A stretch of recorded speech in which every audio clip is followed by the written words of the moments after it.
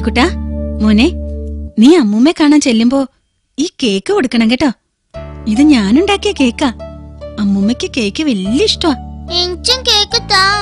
നിനക്ക് ഞാൻ കൊറേ തന്നതല്ലേടാ, അത്രയൊക്കെ തിന്നാ മതി. ഓവറായാലും കുഴപ്പമാ. നീ ആ പൊതി തുറന്നു നോക്കാതെ അമ്മൂമ്മയെ തന്നെ ഏൽപ്പിക്കണേ.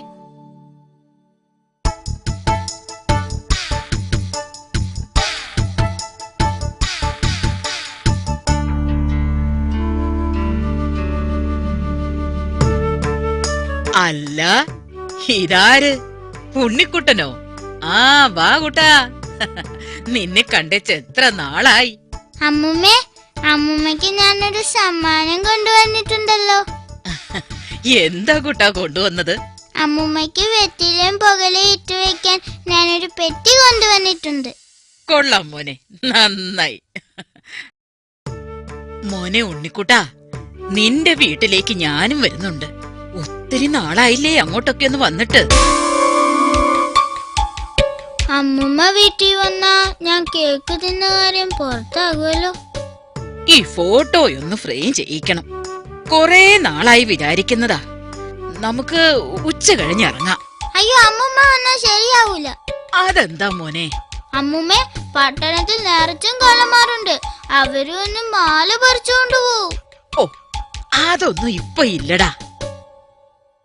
അമ്മൂമ്മ, പട്ടണത്തിൽ പിടിച്ചു പറിക്കാറുണ്ട്.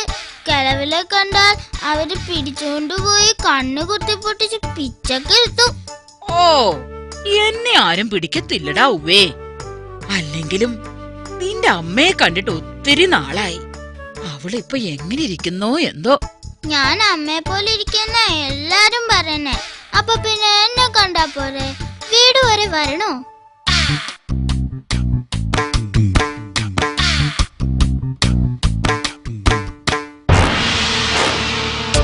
അയ്യോ അമ്മൂമ്മ, നോക്ക്, പട്ടണത്തിൽ ഭൂതം ഇറങ്ങിന്ന്. അമ്മൂമ്മ പട്ടണത്തിലേക്ക് വരണ്ട. അമ്മൂമ്മക്ക് പേടിയാവും. എനിക്ക് തന്നെ പേടിയാവുന്നു. നീ പേടിക്കാതടാ, അതൊരു സിനിമയുടെ പരസ്യവാ. അല്ലേലും ഈ കാലത്താണോ പ്രേതം ഭൂതം ഒക്കെ? ആ, അമ്മ കൂടി പോന്നോ? അത് നന്നായി. വാ അമ്മേ. കേക്കിന്റെ കാര്യം മിണ്ടല്ല എന്റെ പുണ്യാളച്ചാ. അമ്മ ഇരിക്കേ, ഞാൻ ചായ എടുക്കാം. അമ്മ ഇന്ന് എന്തായാലും പോണ്ട. കൊറേ നാളായില്ലേ വന്നിട്ട്. ഞാൻ ദാ വരുന്നു.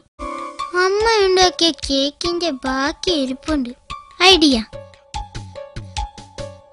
ഇതാ അമ്മൂമ്മ, അമ്മച്ചി ഉണ്ടാക്കിയ കേക്കാ. തിന്നിട്ട് എങ്ങനെയുണ്ടെന്ന് പറ.